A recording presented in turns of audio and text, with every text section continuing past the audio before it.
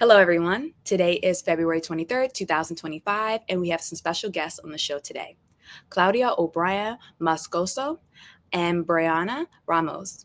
Clau is an organizer and co-coordinator of the Black Alliance for Peace Haiti Americas team. Originally from Barrios Altos, Lima, she grew up in Kearny, New Jersey. She attended college, lived and organized in New York for 15 years, and is now based in Lima, Peru, writing about Latin America and the Caribbean for Black Agenda Report.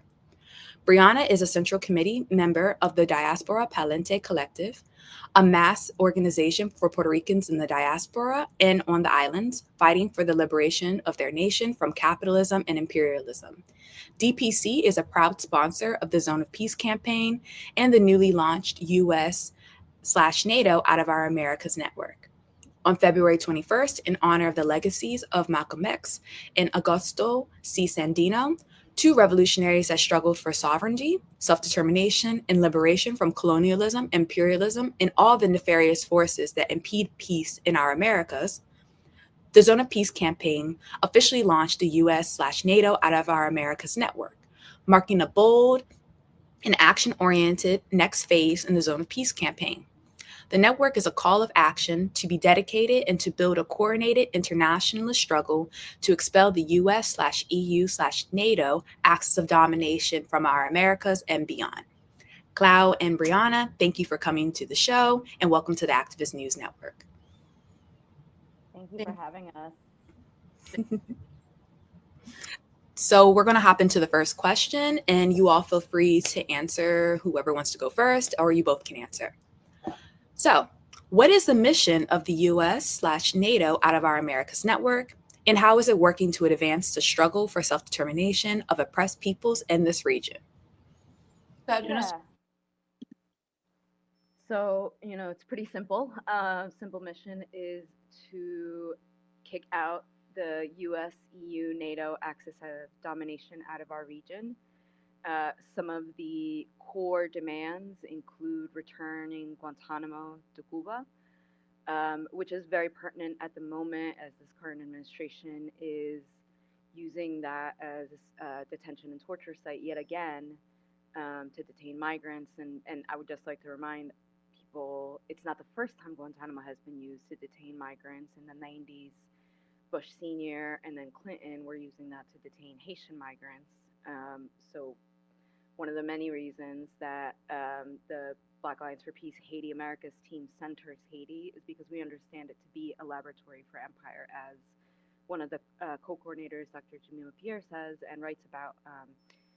And so that is one of the core demands, another being opposing any and all intervention into Haiti, whether through a multi-security support mission that's Kenyan-led, but of course U.S.-backed and funded and Western-funded, or through a formal UN peacekeeping mission that countries like Ecuador, who are very much U.S. puppets in the region, are used to then push certain things, particularly in the UN, and of course using the excuse of gang violence when they're in the past several years, particularly under this right-wing neoliberal government, violence has skyrocketed in Ecuador, right? So, but no one is asking for Kenya to invade them, right? So, what that is one of the demands. Another being closing all Southcom bases.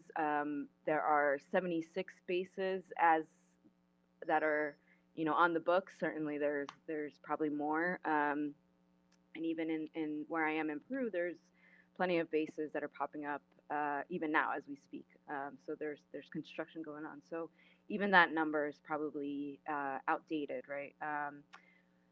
And several other demands that I think we've spent the past since we launched the Zone of Peace campaign back in 2023 in 3 different places in La Habana, Cuba, Port-au-Prince, Haiti, and in Washington, D.C.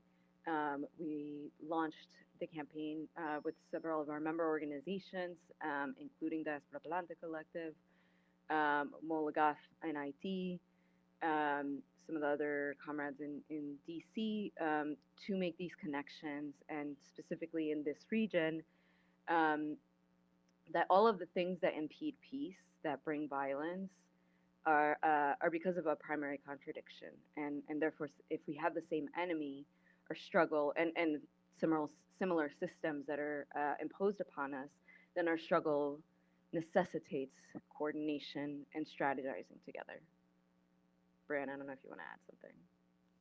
Yeah, I think you covered it, but briefly, just, and also ending this 200-year-old Monroe Doctrine idea that the United States just like is allowed to come into our region and do whatever it wants with it, whether that be through soft power, through hard military coups, whatever the case may be. This is a continued kind of effort of the United States, and as we see them turning their sights back on Latin America, which I know we'll get into a little bit more into detail, so I'll save it, but just understanding that Latin America and the Caribbean are at risk. And because of all of those military bases that we have, because of all of the different aspects of warfare that the U.S. is using against our region, whether it be economic, physical, like I said. And so, yeah, that's why this campaign is more urgent now than ever. Yeah, thank you both so much for that. And, Clau, you mentioned the Zone of Peace campaign. I was wondering if you could speak a little bit more about what that is and why it's important for us to uphold that call from the grassroots level. Yeah, thanks for that question. So the Zone of Peace campaign, well, the call for a Zone of Peace, at least where we have taken it from or inspired by, is from the 2014 call from CELAC, which is a regional formation that really started in opposition as a counterweight to the OAS, started by Chavez and Castro, and continuing on 20 plus years later.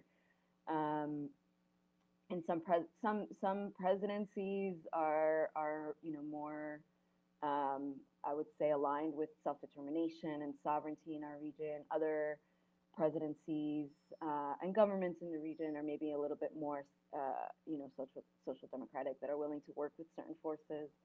But anyway, this call comes from 2014. There was a meeting of CELAC in La Habana, Cuba, where they pronounced Latin America and the Caribbean should be seen, and internationally legal terms, should be seen, respected as a zone of peace. Prior to this, though, this call also comes from the great late revolutionary Maurice Bishop, who in 1980 writes about the Caribbean Sea needing to be seen and respected, and more importantly, fought for as a zone of peace, where there are no military bases, there are no joint military exercises, there's things, whether there's any sort of tension between members of that are worked through diplomatically, right? Not through sanctions, not through coercion, things like this that the U.S. typically uses as weapons and war against our region. And I would also want to say that even one of the demands of the campaign to include this analysis of internal and external imperialism and colonialism is that necessitating that connection between things like COP cities, things like WINSEC, what are originally the School of the Americas, right? But installations like this, right, the 1033 program, any and all coordination with the IOF forces that then are used against our people, both up in the global north and in the south of it, right? 2 years ago, when the coup against Pedro Castillo started, particularly in the south of Peru and Juliaca, a lot of the medical doctors that were seeing the protesters that had been gunned down by the military and the police, they were speaking about these bullets that were exploding from within. And I remember thinking, when I had first heard of that, like, oh, I remember that from Operation Cast Lead. And sure enough, the manufacturer of that company, it's a Peruvian company, but they have contracts with Israeli companies. So it's all connected, not, it's not just a metaphysical, like, we're all, connected. but because we have the same enemy, and oftentimes they are using the same tactics, right? And so if our enemy is organized, then that counter war necessitates us to be organized. Yeah, thank you for that, Clau. And my follow-up question is, why is it important that organizations and organizers in the global South are involved in shaping this network, or this call? And that could be for either or both of y'all. But yeah. Yeah, I mean, because it has to be an organic push for this campaign. So the work that we've been doing for the past, I would say couple years is really building and sustaining and maintaining these relationships with organizations, individuals, governments in the global South to be able to try to push this forward, specifically in Latin America and the Caribbean. And I think that this call needs to come from this region because these are where these bases primarily are. And I think there's also a lot of energy right now around removing the United States. And so how do we kind of use that to our advantage? But at the same time, I think for us here, understanding that we play a supporting role in the revolutions that are happening in the global South. And I think specifically in the case of Puerto Rico, right, we are fighting from a very particular angle here, and we don't know the exact conditions of people in these countries. And I think it's very important for people that are in their own countries to be able to fight for this and really organically take this on as their own campaign and see themselves as a real agent with initiative to be able to take this on, because we should all care about kicking the United States military out of our region. And so I think that this push to have people in the global South lead it will allow for that. Yeah, definitely. I also think that, so we saw that the call for that zone of peace comes from this formation that's state-centered, right? So like is states, right, head of state that lead it. But we know that anything that you can have the best politics, the best, demands, the nicest, branding and everything, but unless you have the masses of the people actually forcing these things on the ground, this isn't whatever project isn't moving, right? So I think that this network launch is probably the most important phase of it, because we're actually building the mass base now that then will expel these forces, right? That will drive out these forces. And there's my cat, sorry, Nietzsche, what's up? And so yeah, I mean, the call from CELAC was made in 2014, right? But it kind of stayed in these like meeting spaces and these, international symposiums, whatever. And of course, there are, coordination with social movements. There's the CELAC Social, similarly to ALBA and ALBA TCP, there's the ALBA Movimientos, right? But there hasn't necessarily been that coordination on the ground, right? So I think that this network hopes to provide that platform from which to share notes, right? Oh, this tactic worked here, and those are the conditions there. Like, let's, like, how did you do that? Like, how do we strategize around media and actually push our our struggle forward, whatever the case might be, right? One example I can think of just off the top of my head very recently was the case of the Guayaquil Four, right? And being able to, one, make connections with organizations on the ground there, Afro-Ecuadorian, but not only, right? Like broader human rights organizations and collectives, right? And having a network, having these relationships was able to give us this platform to be able to have a petition, like a solidarity statement that then are being presented towards international courts, which again, right, I think, and as we're saying this, right, change happens on the ground with the masses, right? It's not going to happen in the courts. It's not going to happen in these meetings with states of head, right? But I do think it's important, right, that whether it's an ideological battle, which oftentimes it is, right, but any kind of sort of movement support, whether it's through media, whether it's through, these solidarity statements, that actually does give weight, international weight behind whatever struggle is happening. And I think beyond just even saying like we're in solidarity with this particular case or with this family, it's understanding that, oh, the same kind of things that they said about those boys, that are, you know, they're children, right? But they were one, referring to them as young men, right? Why were these children, well, if they're children, why were they laid out at night, right? And some of these same things that could be heard around, for example, Trayvon Martin or Tamir Rice, right?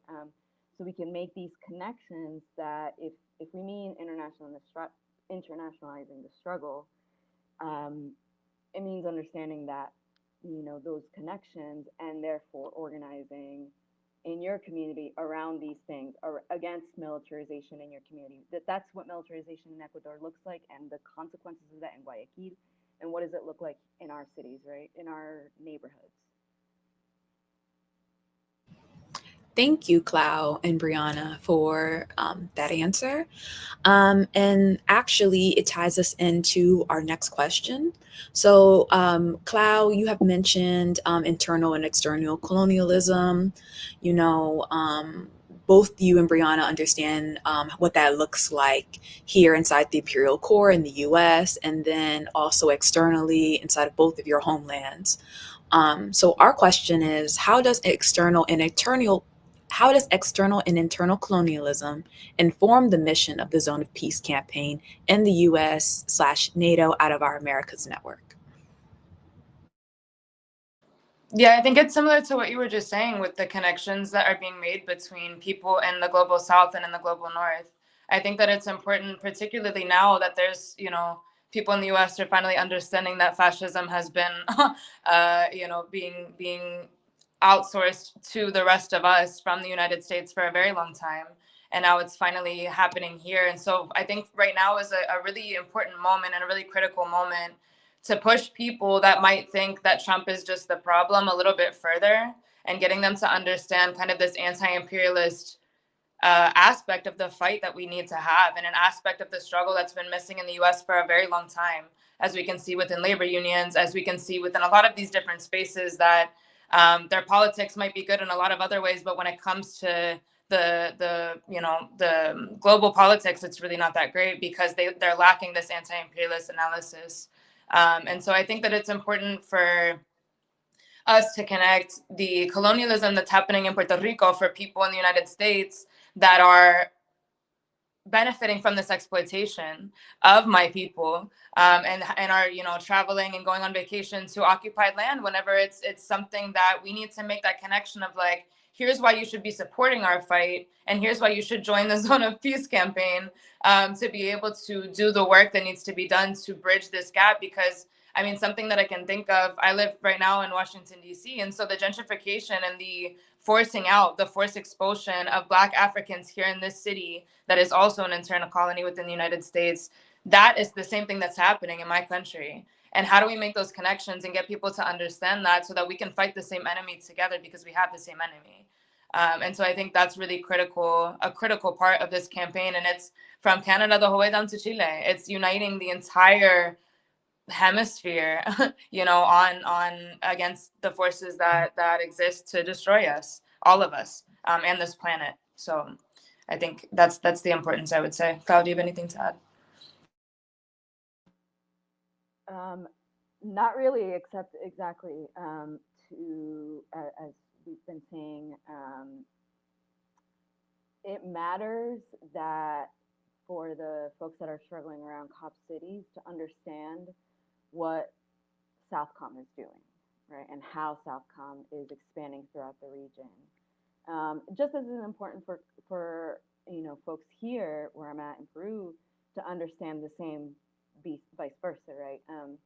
Because these are the same systems, and it's I mean, as Brianna said, right, the global South sort of gets the actual free market, gets the actual, right, like the exporting of fascism, like so.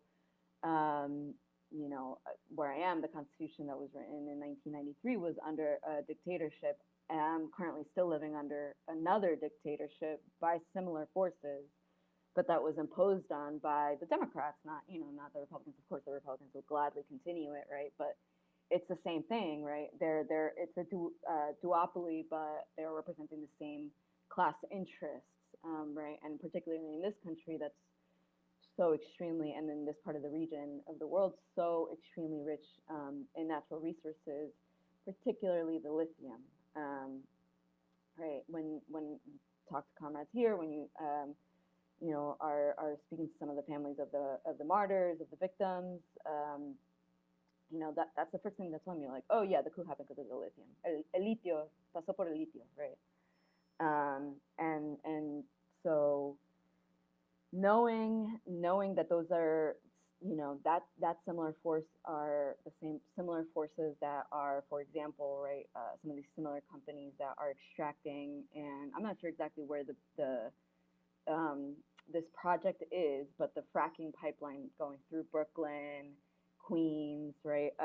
It's a similar dynamic, right? And throughout, right, all of the pipelines, and in fact, we can even talk about the Keystone XL pipeline struggle and how that also is, you know, of course, that is an internal colonialism piece to it.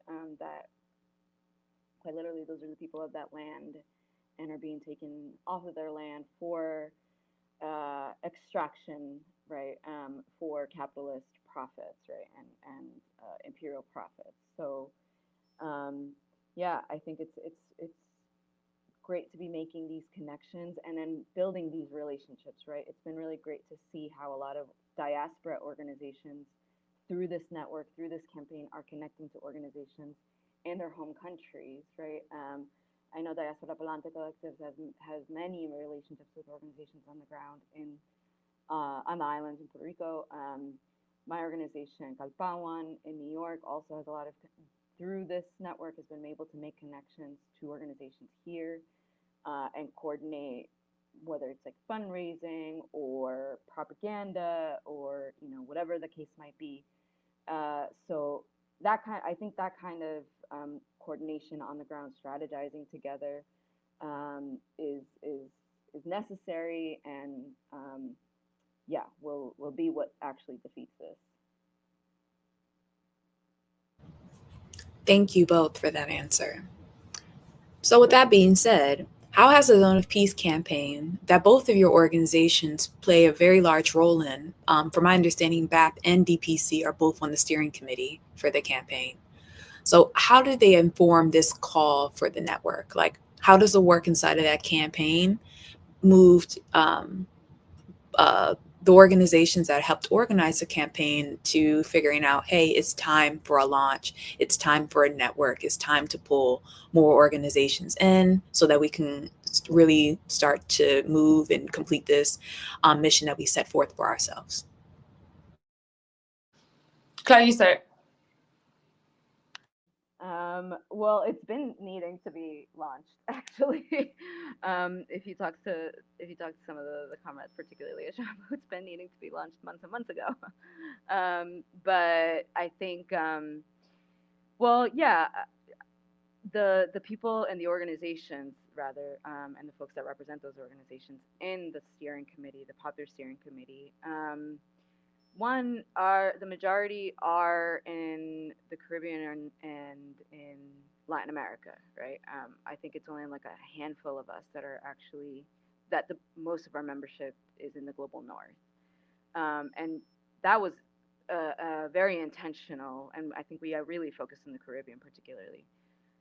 But that was an intentional move because we, one, didn't want to be USian chauvinists, you know, going down to the global south and, no, this is how you struggle, people, right? That's not it. One, because a lot of these organizations, a lot of these movements have already been doing this work. It is really just a matter of tapping into the campaign. Like, you're already doing work around militarization of the Galapagos Island, for example, right? So this work fits into this network, right? It's not necessarily asking people to do extra work. It's to sort of consolidate that work in a way that actually gives us numbers, right? And there are quite a lot of formations in the region that do similar work, such as I mentioned before, the social movement components of these more anti-imperialist formations like SELAC Social or Alba Movimientos, like those, there are representatives of those formations within the steering committee. So there is definitely coordination on that end.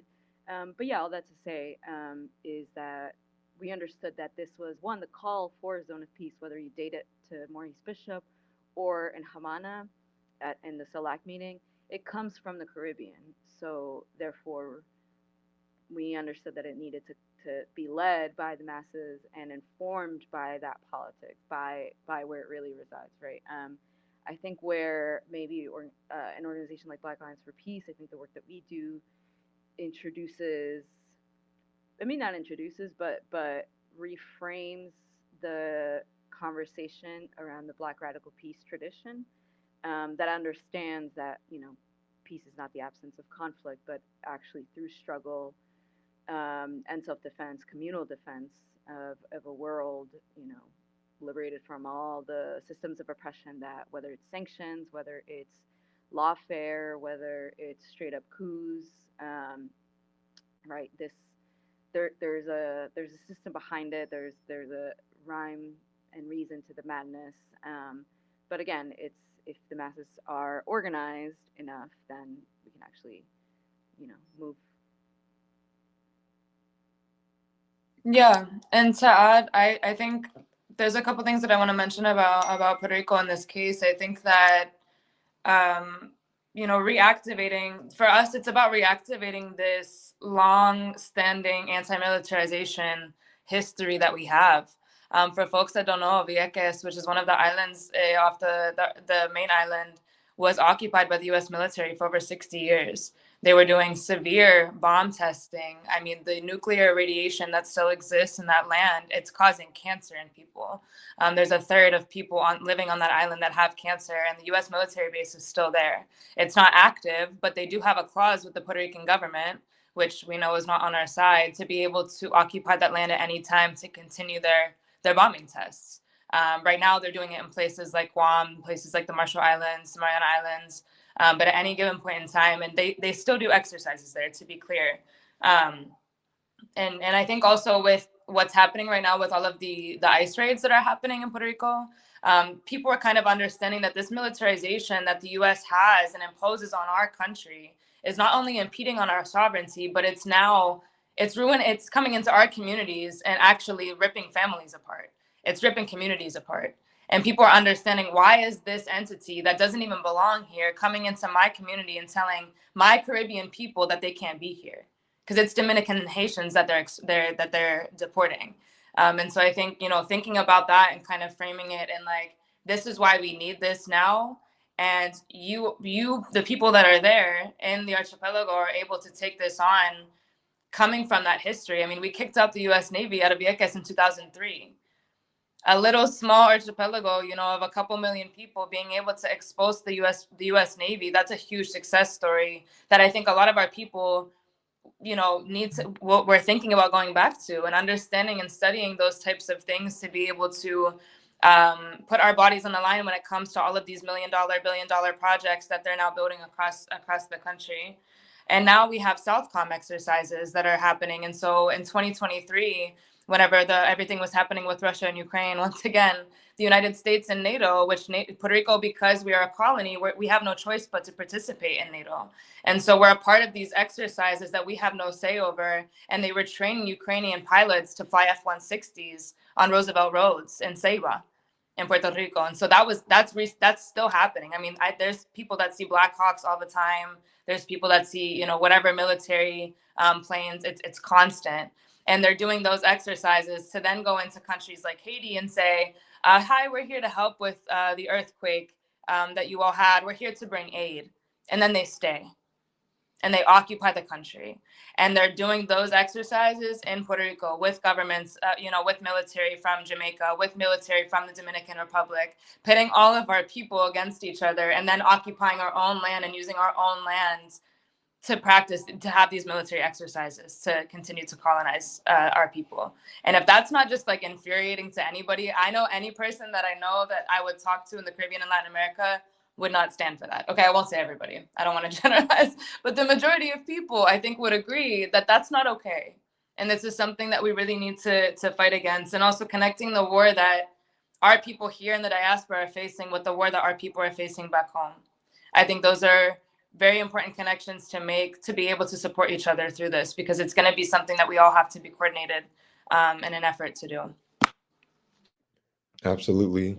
Thank you both for those questions. And speaking of coordination and supporting each other, I was wondering your perspective on how ALBA, TCP's recent call for tools and mechanisms for a zone of peace uphold the importance of unity in the region, and how does that tie in to the work of the U.S. NATO Out of Our Americas network? If you could speak to that, either or both of you.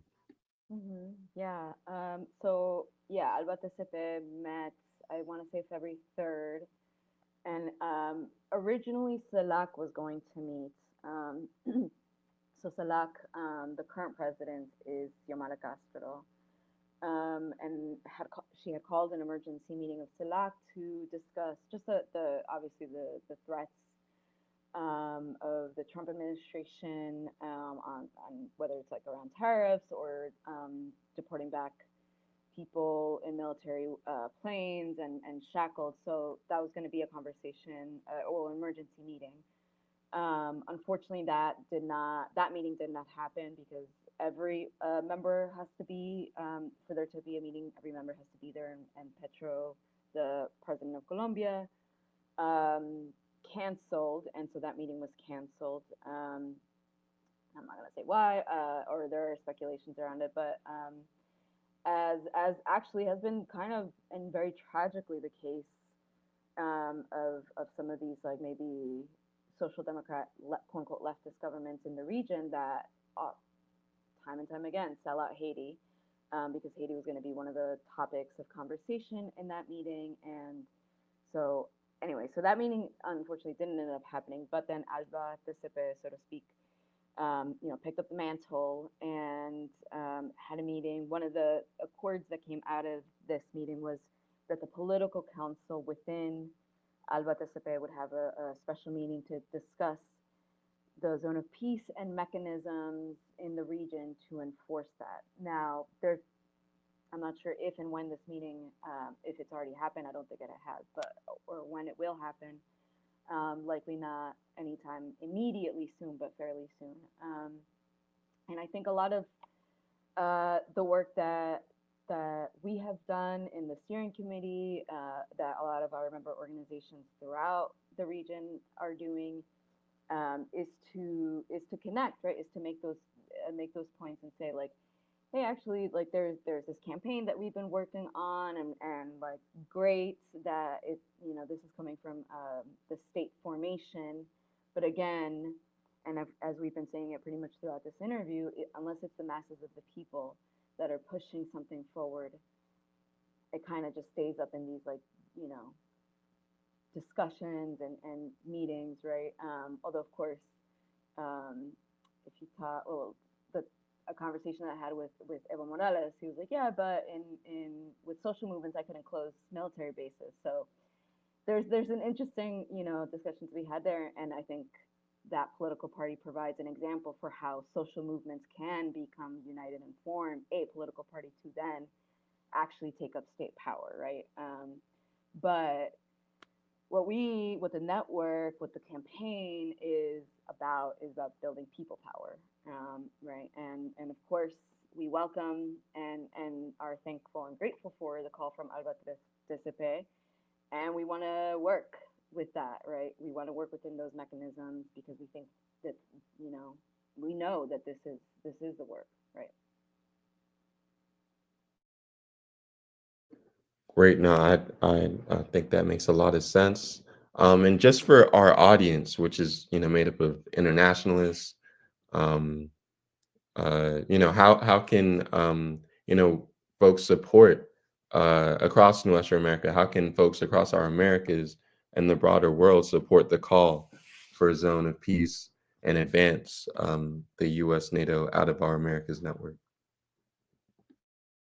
Yeah, I think there's a lot of things that people can do, honestly. And I think one of the biggest things that people can start with is education.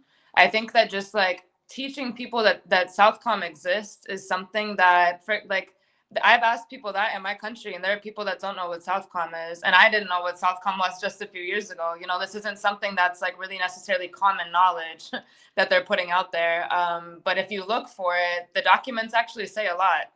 Anytime that Southcom writes a document, I mean, it's if you read it and read between the lines, you can see exactly what they're trying to do, disguising, you know, humanitarian aid as imperial power. And so I think the first and primary thing is really just education, getting people to understand, and also the severity of why the U.S. military is not just harmful to us, but the entire planet. The U.S. military is literally the biggest polluter in the world. And apart from that, just it's everywhere. And so being able to educate people and make those connections, oh, there's a base in Okinawa and they're doing the same thing that they're doing at the base in Hawaii or in the base in Guam. It's very important for us to kind of connect that.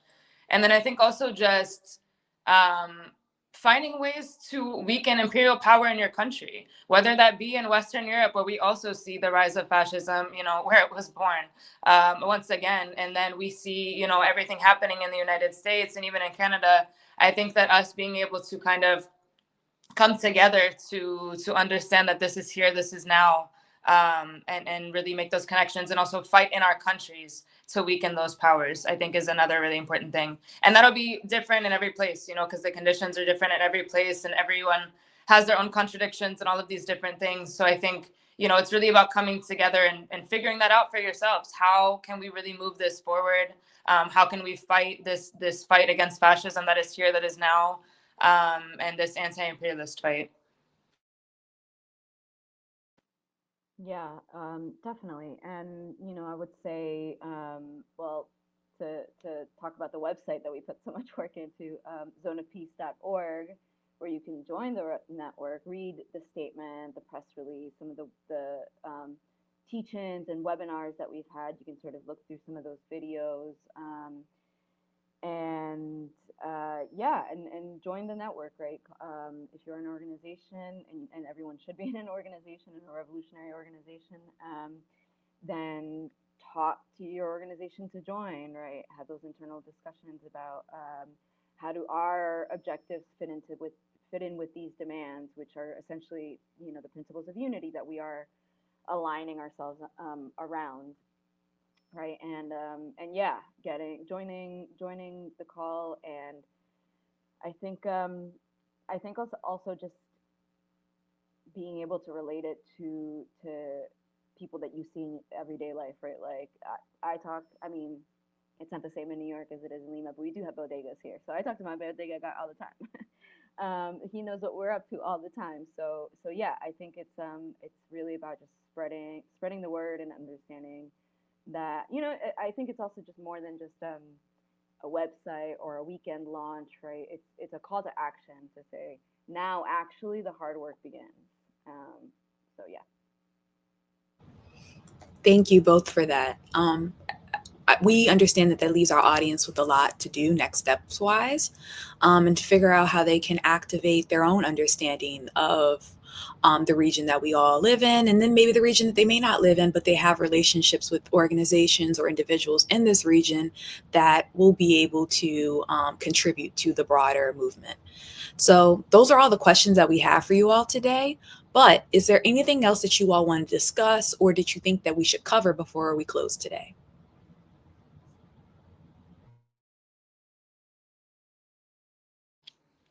I would just say, yeah, I mean, echo all of Clau. I think just join the network, get involved. I think that it's a moment where we need all hands on deck. And so that is my call to action to the audience, is to get involved and join a revolutionary organization if you're not one already. Echo that 1,000%. Yeah, same. And you know, February 21st is an auspicious day that we picked for a reason, right? It was the anniversary of the assassinations of both Malcolm X and Augusto Sandino, because we know that that we're picking up, right, a lot of the work that they laid down for us, the path that they laid down. So you know, as one of the comrades in Benin, but he is in the Afro-Venezuelan organization that's part of the steering committee, but he lives in Benin. He was saying, andamos en el camino, right? We're on the path, and you make that path by walking, right, along with and guided by the masses. So yeah, we're really excited to be doing this work. I think because of it's been happening generation or administration after administration, a 200-year Monroe Doctrine and many other doctrines in the region, Plan Condor, right, and now a second Plan Condor, specifically in the Lithium Triangle.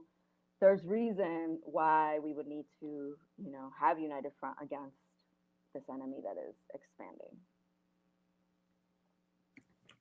Well said. Clau and Brianna, thank you so much for coming on the show. And to the audience, thank you for tuning in. And please support the incredibly important and courageous work that the Zone of Peace campaign is taking on. If you're interested in joining or finding out more information regarding the campaign and the new U.S. NATO Out of Our Americas network, visit zoneofpeace.org. And that information is at the bottom of your screen, or should be at the bottom of this video. And then also support the important work that groups like Black Alliance for Peace and Diaspora Palante Collective do across the Western Hemisphere. And as Brianna and Clau said, join an organization near you if that's a possibility. But yeah, thanks again. Thank you both so much. Thank you, folks.